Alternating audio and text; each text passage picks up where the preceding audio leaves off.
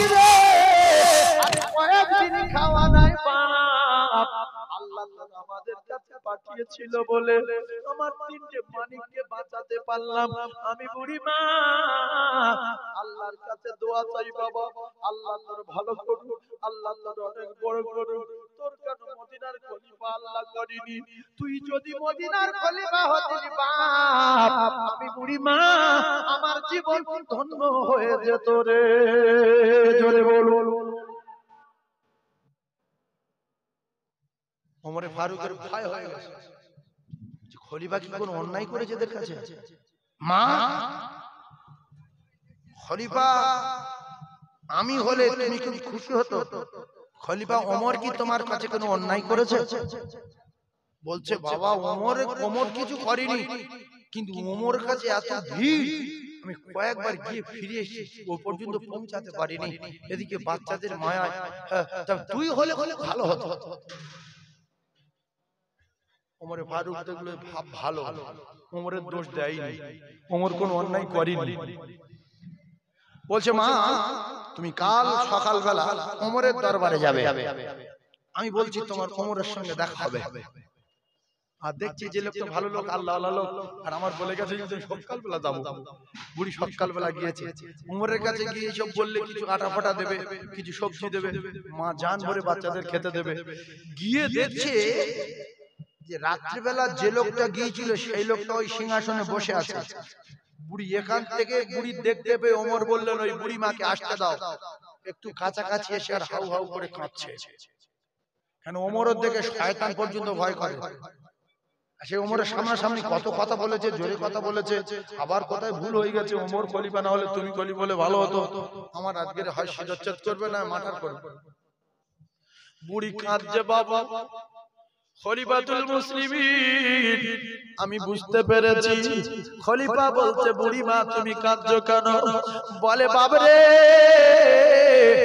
গত রাতে আটার বস্তা মাথায় করে তুমি গিয়েছো আমি চিনতে পেরেছি বাবা আমি তোমার কত বড় বড় কথা বলেছি আমি প্রথমে ক্ষমা চাই আমার মাফ করে দাও বাবু আমাকে ক্ষমা করে দাও বাবু হযরত ওমর বলছে মা চিনতে যেহেতু পেরেছো কাছাকাছি এসো মা আমি ওমর তুমি ভুল করনি আমি ভুল করেছি আমি যদি গত রাতে ওই অবস্থা আমি গত রাতে যদি না যেতাম আমার খেলাফতের জামানায় যদি ওই তিনটি ইতিম বাচ্চা মারা যেত বুড়ি মা যদি মারা যেত আমি আমার আল্লাহর দরবারে কইবা দিতে পারতাম না তাই বুড়ি মা আমার এই গত রাতের আমলটা যদি আমার আল্লাহ পাকের দরবারে কবুল হয়ে যায় আমি ওমর আমার জীবনটা ধন্য হয়ে যাবে মা কেঁদো না কেঁদো না কেঁদো না আটা লাও গম লাও সবজি নাও ও মালিয়ে যাও জুড়ে বলুন সুবহানাল্লাহ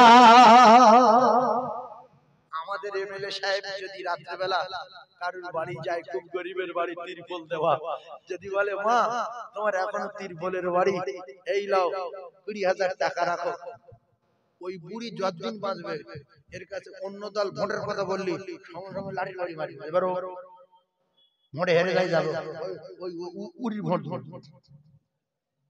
ও জীবনে ভুলবে জীবনে ভুলবে যদি ওই বুড়ি চারটে ছেলে চারটে জামা চারটে প্যান্ট নিয়ে রাতের বেলা ফেলে দেয় জামা আমি যাচ্ছিলাম কলকাতায় শুনলাম তোমার বাচ্চা কাচ্চা অনেক আছে স্কুলে যায় এবং তোমার স্বামী নেই এই তোমার চারটে ছেলে চারটে প্যান্ট চারটে জামা আর তোমার দুটো সায়া আর দুটো শাড়ি চারটে ব্লাউজ এলো গায়ে দাও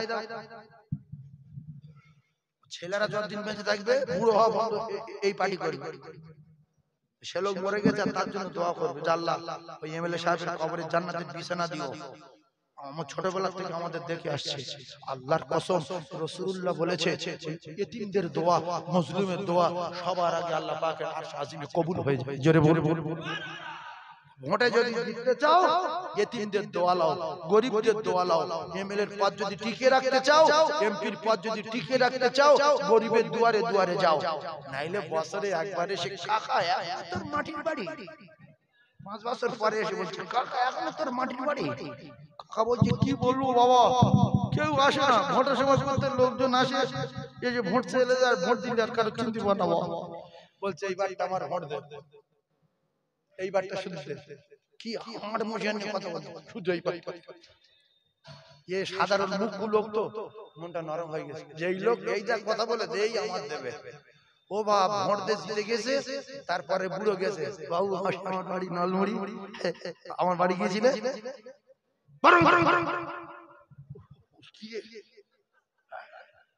তুমি আর চিনতে পারো না কাকু, জ্ঞানী গম্ভীর মুখ্য দল, এখানে প্রধান রয়েছে, এখানে এমএলএ রয়েছে, এখানে দিদি রয়েছে, চিনতে পারো? এই তুই ওই জায়গায় বসেছিস কি করে? তুই এমপির পাশে মমতার পাশে বসেছিস কি করে? এই বুড়ো তো তোর বসিয়েছিস। আরো যদি বলে এসো বাবু বসো, দিদি বলবে ওটা কে ছেঁড়া জামা গায়ে, বলবে এটা আমার ভোটার, এর জন্য আমি জিতেছি, যা এলে টাকা লে। কি বলছিস বল? না আমার ঘরটা ভেঙে গেছে, ঠিক আছে চিন্তা করবি নি, আমি তোর ঘর করে দেবো। দিদিও খুশি হতো, দাদাও খুশি হতো, কেউ খুশি হতো, আল্লাহর আরশ খুশি হয়ে যেত। যেত না বুড়োর মাছ, বুড়োর বললে আমার একটা বাদ দে, একটা বাদ দে, শুধু মুখে বললে যদি আমার একটা বাদ দে, এতে ঘাম আসে না, শুধু একটা বাদ দে, এতে ঘাম ডাবল হলো না, হলো না। সেজন্য মজলুমের বদদোয়ায় শেষ হয়ে যাবে, আর মজলুমের বদদোয়ায় বাদশা হয়ে যাবে। সালাসু দাওয়াতুল মুসাদাবাতুল লা শাক্কা ফি, রাসূলুল্লাহ বলেছেন কোন পর্দায় আটকাতে পারবে না দাওয়াতুল মাজলুম। ভাইরা বাবাজিরা, দাওয়াতুল মাজলুম, মাজলুমের দোয়া সাত আসমান ভেদ করে আল্লাহ পাকের আরশে আজিমে যায়, মাঝখানে কোথাও কোনো পর্দায় আটকানো যায় না। গরিব লোকের বিচার যদি না করো, আপনার একদিন ফাঁসতে হবে। এইজন্য দেখবেন বড় বড় লোকগুলো সব ফেঁসে গেছে। গরিবের যদি না দেখো ফাঁসতে হবে। বড় লোক নমরুদ ফেঁসে গেছে, বড় লোক হামান ফেঁসে গেছে, বড় লোক কারুন ফেঁসে গেছে, বড় লোক সাদ্দাত ফেঁসে গেছে, বড় লোক আবরাহা ফেঁসে গেছে না, যাই ফাঁসিয়ে দেবে। আবু জেহেল বিরাট মস্তান, কোটি কোটি টাকার মালিক, মক্কার মস্তান, মক্কা শের, আল্লাহ ফাঁসিয়ে দিয়েছে না দেয়নি? আর আবু বকর সিদ্দিক গরিব, তবে জ্ঞানী মানুষ ছিলেন, বাড়ি অনেক দূরে, রাসূলুল্লাহর বাড়ির গায়ে আবু জেহেলের বাড়ি, আর রাসূলুল্লাহর বাড়ি থেকে আবু বকর সিদ্দিকের বাড়ি অনেকটা দূরে। সেই লোকটা রাসূলুল্লাহর সঙ্গে প্রেম আর মহব্বত রেখে পৃথিবীর এক নাম্বার হয়ে চলে গেল। আর এই বেঈমানটা সারা জীবন রাসূলুল্লাহর পিছনে লেগে লেগে জাহান্নামের টিকিট নিয়ে দুনিয়া ছেড়ে বিদায় নিল। তাহলে সম্মান বেশি কার, আবু জেহেলের না আবু বকরের? জোরে বলে। আবু বকর কি করে পৃথিবীর এক নাম্বার হলো? রাসূলুল্লাহর ভালোবেসে বেশে নামাজ পড়ে পড়ে রাসূলুল্লাহর নীতির উপরে চলে চলে। জোরে বলেন না সুবহানাল্লাহ, আরো জোরে বলে। দল পার্টি করে, গোমরামি করে, হেকাতে করে বড় হওয়া যায় না। মাথায় রাখতে হবে, বড় যদি হতে চাও, আল্লাহ পাক সবচেয়ে বড় না, আল্লাহর সঙ্গে সম্পর্ক জুড়ে দাও। বেলাল ছোট, ভালো করে শুনেন, বেলাল ছোট, হাবশি দেশে বাড়ি। কোথায় বাড়ি? কথাটা মুখস্থ করে নেন, আপনাদের কাজে লাগবে। বেলাল ছোট, হাবশি দেশে বাড়ি, ভাই নাই, মা নাই, বাপ নাই, স্ত্রী নাই, ছেলে নাই, মেয়ে নাই, শুধু ভালোবাসে কার? রাসূলুল্লাহ। বলেন না সুবহানাল্লাহ। এখন রাসূলুল্লাহ বিরাট ভালোবেসে তোতলা ওই কালো ভীষণ মার খেয়েছে, উমাইয়ার গোলাম ছিল, বুকের উপরে পাথর চাপিয়ে দিয়েছিল। হযরত বেলাল রাদিয়াল্লাহু তাআলা আনহুর পায়ে দড়ি বেঁধে মরুভূমির উপরে উটের গলায় বেঁধে দিত, উট টেনে টেনে যেখানে খুশি সেখানে চলে যেত, আর বেলাল শুধু কাঁদতো। আবার মরুভূমির উপরে বুকে পাথর চাপিয়ে দিয়ে বেলালকে শুইয়ে দিয়ে চাবুকের আঘাতে ঝাঁঝরা করে দেওয়া হতো।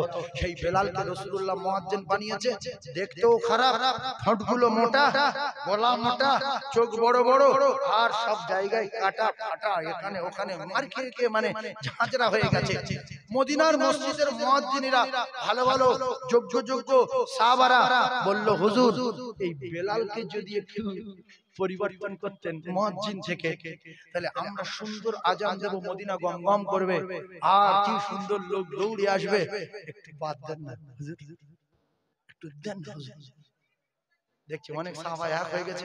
রাসূল বললেন, বেলাল তুমি আর কাল ফজর থেকে আসবে না, আজানের জন্য জামাতে নামাজ পড়বে। বেলাল রাশ করবে কি? জোরে বলে। আচ্ছা, এই কথা যদি আমাদের এলাকার কোন মসজিদের মুয়াজ্জিনের মাতোয়ালি বলে যে বাবু মুয়াজ্জিন সাহেব তুমি আর কাল জোহর থেকে আসবে না, তোর বাদ মাতলি তোর বাদ আমি থাকবো। আর রাসূলুল্লাহর কথা বেলাল বলল হুজুর আমি ঠিক আছে, হাসি মনে মেনে নিল। নিয়ে সারা রাত বেলাল ঘুমায় না। আল্লাহ আমি কি ভুল করেছি, আল্লাহ আমি কি ভুল করলাম, ওগো আমার আল্লাহ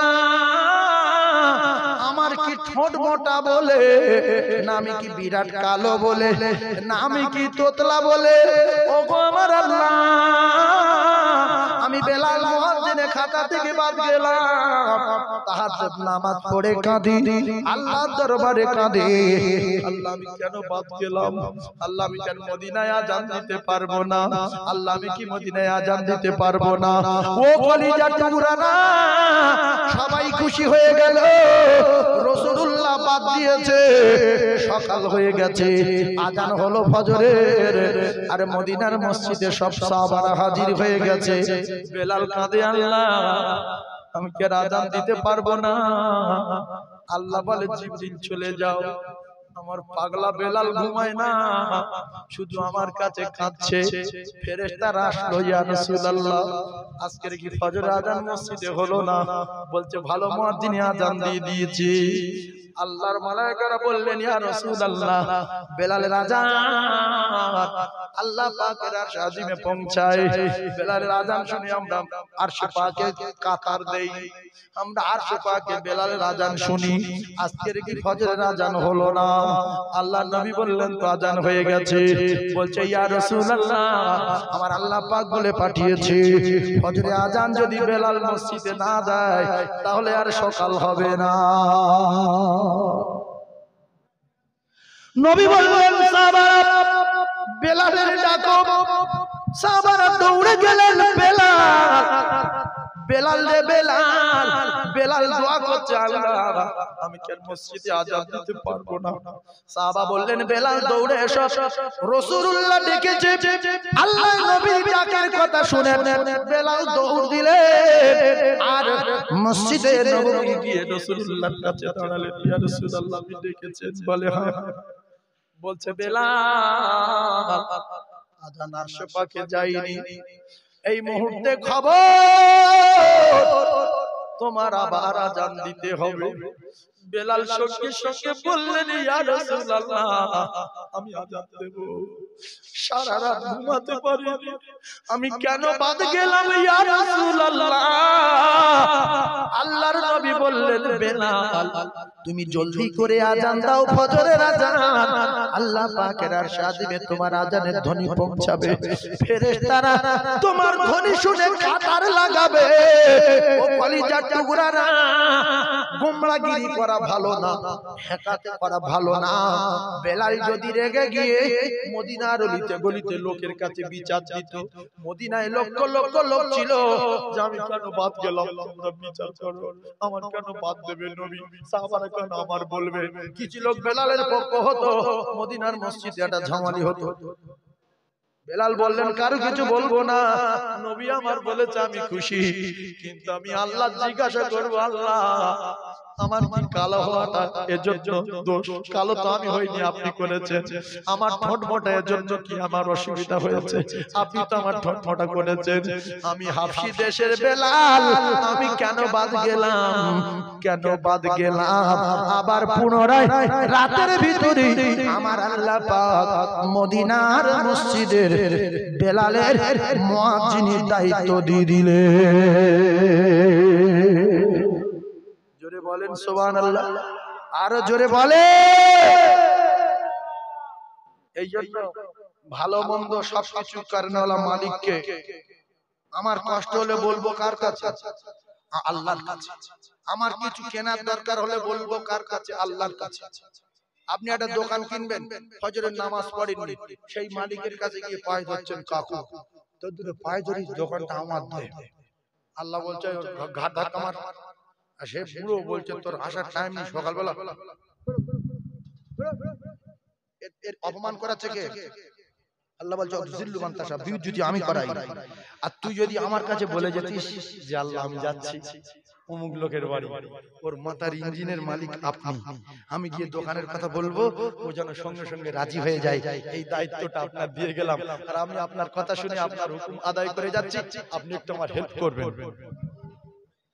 আল্লাহ করতো না, করতো না? আল্লাহকে ছেড়ে অন্য লোকের হাতে পায়ে ধরলে ব্যবস্থা করে কে? আল্লাহ। আল্লাহ ব্যবস্থা করে দেবে, আল্লাহ ব্যবস্থা করে দেবে। তাহলে আমরা সবাই দাসত্ব আর গোলামি করব কার? আল্লাহ। রাসূলুল্লাহর প্রেমে পাগল যারা, তাদের দেখে একটু শিক্ষা নেন ও ভাইরা, বাবাদিরা, ও কলিজার টুকরা মায়েরা। আবার ওই পাগলা বেলালের কথা মনে উঠলো, পাগলা বেলাল, হাফসি দেশের বেলাল রে। রাসূলুল্লাহ অসুস্থ, এশার নামাজের আগে আল্লাহর নবী কঠিন জ্বরে ঠক ঠক করে কাঁপতেছিলেন। কিতাবে লেখা, কখনো নবীর হুঁশ আসে, আবার কখনো বেহুশ হয়ে যায়। বিশ্ব নবীর কখনো হুঁশ আসে, আবার কখনো বেহুশ হয়ে যায়। হঠাৎ করে দেখা গেল আল্লাহ রাসূলের জ্ঞান ফিরে আসলো। বিশ্ব নবী হাবিবুল্লাহ জ্ঞান ফিরে পাওয়ার পরে হযরত আয়েশা সিদ্দিকা রাদিয়াল্লাহু তাআলা আনহাকে বললেন, ও বিবি আয়েশা, এখন কোন সময় হয়েছে? আল্লাহ রাসূলের স্ত্রী আমাদের মা। মা বললেন, ইয়া রাসূলুল্লাহ, এশার আযান হয়ে গেছে। বলছে, আমার সাহাবারা সব কোথায়? বলছে, সাহাবারা মদিনার মসজিদে কাঁদতে কাঁদতে অস্থির হয়ে যাচ্ছে, শুধু বলছে নবী কি আর আসবে না? নবীর পিছনে কি নামাজ পড়তে পারবো না? রাসূল বললেন, আয়েশা, আমি নামাজ পড়বো, কিন্তু উঠতে পারে না। বিশ্ব নবী পা মাটিতে ফেলতে পারে না। রাসূলুল্লাহর আওয়াজ শুনে দুইজন সাহাবী আসে রাসূলুল্লাহকে দুটো হাত ধরলেন, দুটো হাত কাঁধের উপরে রেখে টেনে টেনে টেনে টেনে টেনে টেনে মদিনার মসজিদে নিয়ে গেলেন। সাহাবারা বলছে, আমরা এবার নামাজ পড়বো রাসূলুল্লাহর পিছনে, আমরা বড় বড় প্রেসার হয়েছিলাম, আমাদের কলিজা চৌচির হয়ে যাচ্ছিল। ইয়া রাসূলুল্লাহ দাঁড়ান। নবী বললেন, বাবারা, আমি পা পাততে পারি না, আমি সোজা হয়ে দাঁড়াতে পারি না, তবে আমি আজকের রাসূলুল্লাহ জানিয়ে দিলাম, মদিনার মসজিদের ইমাম হবে আমার আবু বকর, আর আমি নবী হব মুক্তাদি। রাসূলুল্লাহ জীবনের শেষ নামাজ জামাতের কাতারে বসে বসে আদায় করলেন নবী, তথাপি রাসূলুল্লাহ নামাজ কাজা করলেন না। বিশ্ব নবী হাবিবুল্লাহর কাছে রাতের বেলা ও কলিজার টুকরারা, আমার আল্লাহ পাক যে আজরাইলকে পাঠিয়ে দিলেন, আজরাইল তুমি আমার দোস্তর কাছে যাও, আমি আমার দোস্তকে আমার কাছে ডাকতে চাই, আমি আমার দোস্তকে আমার কাছে আনতে চাই। তুমি কি আমার দোস্তকে গিয়ে বলো যে আল্লাহ পাক আমি আজরাইল আমাকে পাঠিয়েছে, আপনি কি আমার সঙ্গে আল্লাহর কাছে যাবেন? আমি আপনার জান কবজা করতে এসেছি। যদি বলেন যাব না, যদি বলেন দুনিয়ায় আমি আরো কিছুদিন থাকবো, আরো অনেক দিন থাকবো, তাহলে আমার আল্লাহ বলেছে আজরাইল তুমি ফিরে চলে আসবে, আমার দোস্তর জান কবজা করবে না। জোরে বলো। এই কথাটা কিছু বুঝতে পারেন? তিন ভাগ লোক বুঝতে পারেন। নবী তো এইজন্য আলাদা, দোস্ত তো এইজন্য আলাদা। আজরাইল কারুর কাছে গিয়ে বলবে না যে এবছর যাবে না দুইটা বছর থাকবে, বলবে? জোরে বলেন, বলবে? আল্লাহ নবীকে বলছে, ইয়া রাসূলুল্লাহ, আপনার বিনা অনুমতিতে আপনার জান কবজা হবে না। জোরে বলুন না সুবহানাল্লাহ। আপনি যতক্ষণ অর্ডার না দিচ্ছেন গায়ে হাত দেব না। রাসূলুল্লাহ বললেন, আজরাইল, আল্লাহ এরকম বলেছে যে আমি যদি থাকতে চাই আল্লাহ আমার সময় দেবেন, আর বিনা অর্ডারে আমার জান কবজা তুমি করবে না। বলছে না, আল্লাহ পাক বলে পাঠিয়েছেন, আপনি যদি অনুমতি দেন যেতে চান তাহলে জান কবজা করব। আজরাইল বললেন, আল্লাহ রাসূল বললেন, দোস্ত আজরাইল, তো আমি দুনিয়া থাকতে চাই না, আমি আমার দোস্তের সঙ্গে দেখা করতে চাই। জোরে বলুন।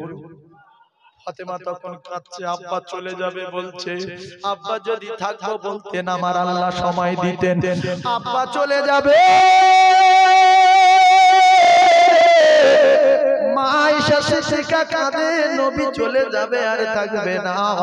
আল্লাহ রাসূল বললেন আজরাইল আমি আমার জান কবজার অনুমতি দিলাম, তুমি আমার জান কবজা করো, আমি আমার দোস্তের সঙ্গে দেখা করতে চাই। মালাকুল মউত যখন বুকে আঙুল ঠেকালেন, আজরাইল সঙ্গে সঙ্গে যখন আঙুল ঠেকালেন, রাসূল বললেন দাঁড়াও। আজরাইল কি দাঁড়াবে না জান কবজা করবে? কারো জান কবজা করার সময় যদি বিরাট লাগে, সে যদি বলে ভাই দাঁড়া, ভাই দাঁড়া, বিরাট লাগছে দাঁড়া। যেরকম আমাদের ইনজেকশন দেওয়ার সময় ডাক্তার হাত ধরে ফেলে দিই, ডাক্তার 2 মিনিট সময় দেয়, আবার কথা বলে আরে বাবু লাগবে না, আরে বাবু কিছু হবে না, আরে আমি আস্তে আস্তে দেব, আমি খুব ভালো সুস লাগাই, আরে বাবা দাঁড়াও একটু মুখটা দিকে ঘোরাও, এরকম 1 মিনিট 30 সেকেন্ড সময় দেয় না, দেয় না। আজরাইলের কাছে যদি কেউ বলে আজরাইল বিরাট লাগছে একটু দাঁড়াও, দাঁড়াবে না? দাঁড়াবে না? কথা বলে দাঁড়াবে না, কোনো কথা চলবে না। লা ইস্তাখিরুনা সাআতান ওয়া লা ইস্তাকদিমুন, 1 সেকেন্ড সময় দেওয়া যাবে না। আর নবী বলছে ভাই দাঁড়াও, দাঁড়াবে না? দাঁড়াবে না? হ্যাঁ, এই হলো জ্ঞানী লোকের রচনা, জ্ঞানী লোকের রচনা। কারণ নবী আলাদা, এখানে উল্টো পাল্টা চলবে না। দাঁড়াও ইয়া রাসূলুল্লাহ বলেন, বলছে আজরাইল আমি জান কবজার অনুমতি দিলাম, আর তুমি কি আমার কলিজায় পাহাড় চাপিয়ে দিলে। আমার এত কষ্ট হচ্ছে কেন? আমার প্রচন্ড কষ্ট হচ্ছে। আজরাইল বললেন ইয়া রাসূলুল্লাহ আপনি এমন কথা বলবেন না, আল্লাহ পাক আমার অর্ডার দিয়েছেন, আমার দোস্ত যদি অনুমতি দেয় এমন ভাবে জান কবজা করতে হবে আমার দোস্ত যেন কষ্ট না পায়। ইয়া রাসূলুল্লাহ হে ইয়া হাবিবাল্লাহ ইয়া রাসূলুল্লাহ আপনি এমন কথা বলবেন না, আমার আল্লাহ পাক আমার অর্ডার দিয়েছে আমি এমন ভাবে জান কবজা করি আপনার যেন কোনো কষ্ট না হয়। ইয়া রাসূলুল্লাহ গো আমি ইতিপূর্বে যতগুলো জান কবজা করেছি এত আসানির সঙ্গে কারো জান কবজা করি না। ইয়া রাসূলুল্লাহ আমি আপনার কলিজায় পাহাড় চাপাই না। ও ভাইরা বাবাজিরা নামাজিরা তাহাজ্জুদ গুজারি ওয়ালারা আলেমেরা মুফতিরা পীরেরা দরবেশেরা সাহাবায়ে কেরামেরা যত বড় ঈমানদার থাক না কেন পৃথিবীর জমিনে নবীর টপকাতে পারবে না। পারবে? হ্যাঁ, মায়ের পেট থেকে পড়ে 2 বছর 2.5 বছর বয়সে হাঁটা শিখে কোরআন শরীফ নিয়ে জঙ্গলে গিয়ে পড়ে নামাজ পড়ে আল্লাহর ওলি হয়ে যদি বিদায় নিতে পারে তাহলে নবীর টপকানো যাবে কি? জোরে বলে।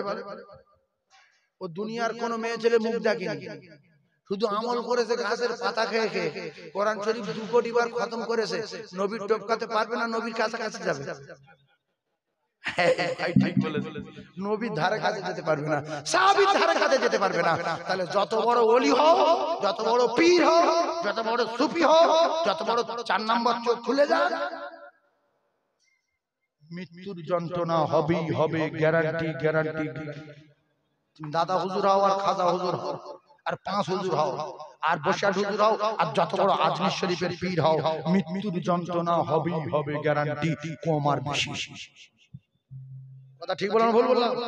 আর যদি বলেন আমি নবীর টপকে দিয়েছি তাহলে আপনার নাও হতে পারে, আর যদি বলেন নবীর টপকাতে পারেনি তাহলে নবী যেই যে বলছে আমার কষ্ট হচ্ছে, আপনার হালকা হোক আর বেশি হোক কষ্ট হবেই হবে। হবে না? হবে না? অনেকে বলে আমার দাদু আমার পুরোতে মাথা দিয়ে আর ঘুমিয়ে পড়েছে, কলমা পড়তে পড়তে না হাত খিঁচেছে, না পা খিঁচেছে, না চোখ বার করেছে, লা ইলাহা ইল্লাল্লাহ মুহাম্মাদুর রাসূলুল্লাহ বলে ঘুমিয়ে পড়েছে, শুধু একটা ছোট্ট করে ঢেকুর উঠেছে। তুমি তোমার দাদু ডাকো, ডেকে জিজ্ঞাসা করো দাদু ঢেকুরের গুঁতো কত?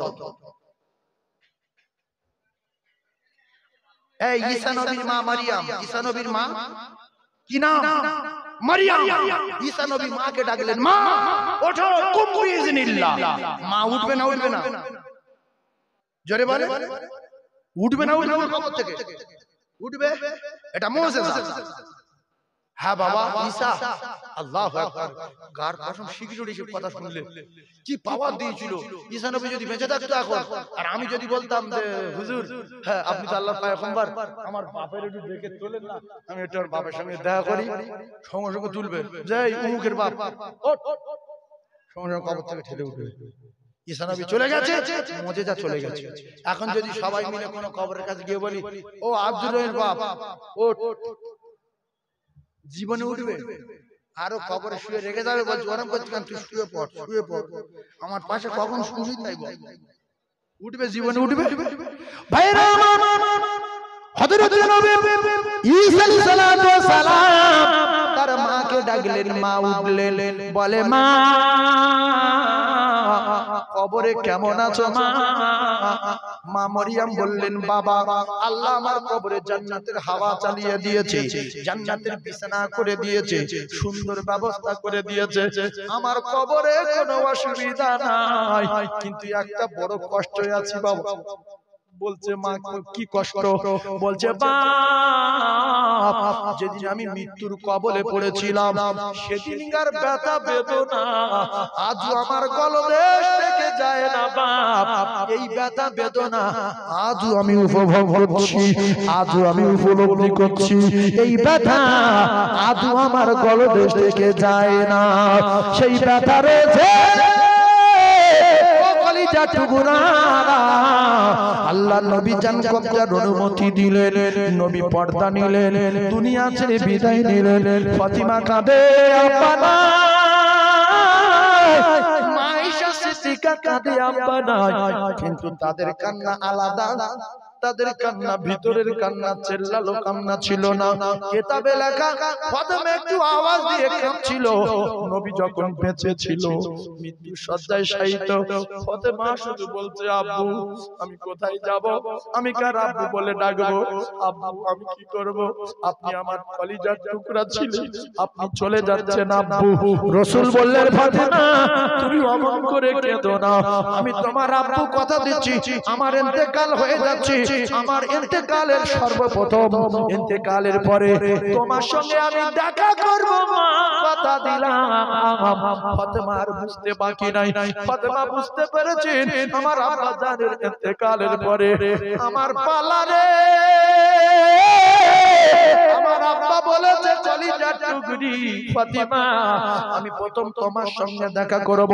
কিতাবে লেখা রাসূলুল্লাহ ইন্তেকালের 6 মাস পরে খাতুনে জান্নাত বিদায় নিয়েছিলেন। ভাইরা আমার বাবাদিরা, নবী বিদায় নিলেন, ফজরের নামাজে নবী নাই।